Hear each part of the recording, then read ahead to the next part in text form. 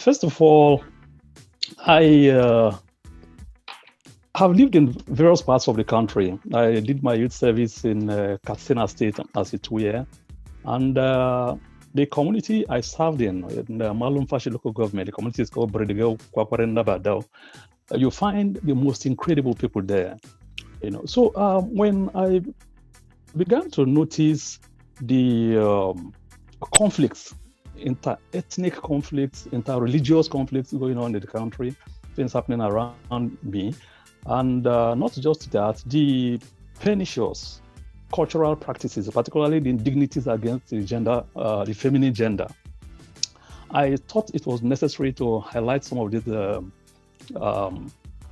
contradictions, as it were, in a form that will reach a very wide audience. So essentially, I think that is it. The need to encourage inter-group harmony, and try to bring to public attention some of the very, very awkward, harmful practices happening in many of our communities. I see the one thing I came to realize again is that because of the preponderant emphasis on activities in the cities, very little attention is paid to things happening in the rural communities.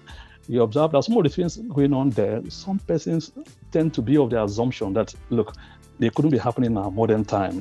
These are things that probably were prevalent in the pre-colonial times.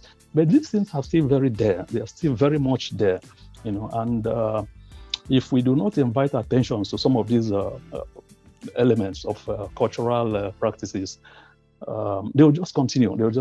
And the people who are victims of these things will continue to suffer them. So those are essentially the reasons I felt I should articulate some of these observations and present them, doing in fictional form, but hoping that it will touch the minds of those who read these works, these stories, and see how we can begin to attenuate these contradictions, as it were.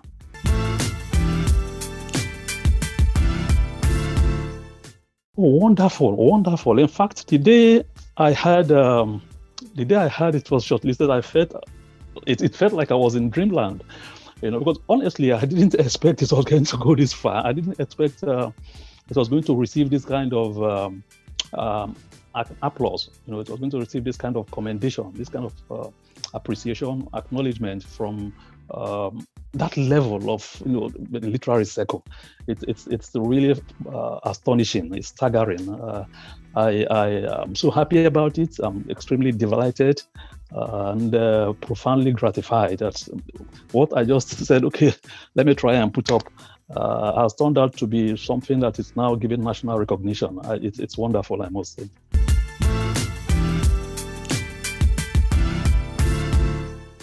Oh, it's great, and I must commend the efforts so far of the NLNG, and not just that.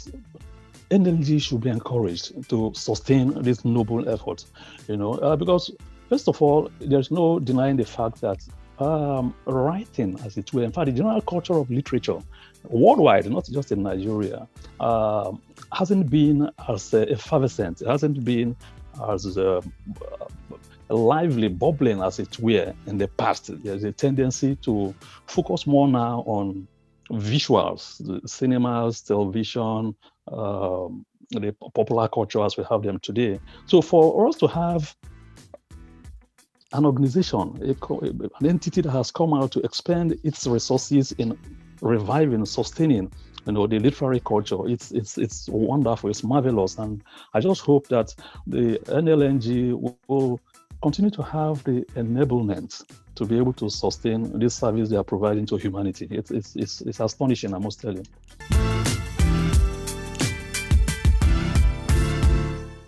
Mountain of Yesterday is not my only book. It's actually the second book. My first book was Lords of the Creek. Then, of course, Mountain of Yesterday came up, the second book. I have Mr. Benjamin's pen, the third one. And, of course, my latest offering, which is Shadows and Nothings. I have them here, if you can see. This is the Mountain of Yesterday. And this is the latest, Shadows and Nothing. And this is Mr. Benjamin's pen. And of course, this is the first one, Loss of the Creek, which is a depiction of the inter-ethnic conflicts and oil issues in the Niger Delta. It's actually the first one, Loss of the Creek, is actually based on my PhD dissertation. I did my PhD dissertation on inter-group conflicts in the Warri area, the Niger Delta conflicts. And after I had done that, I said, well, sometimes these dissertations tend to be extremely technical. For it to be accessible to the reading public, let me try and fictionalize some elements of it. So that was what gave birth to Loss of the Creek. And of course, after that, when I saw that many people seem to appreciate my literature, as it were, appreciate my prose, I said, okay, let me write more. Highlighting some of these, as I said, very harmful practices we have in our society. And that was gave birth to Mountain of Yesterday. So that's really, of course, by the grace of God, I hope to write more. Now that I've seen that people really appreciate, for NLNG to list me 11 amongst 202 contributions from across the world, man, look, it's wonderful. I have no option but to just keep writing. That shows that there's some credibility, there's some element of competence in what people are seeing about my writings.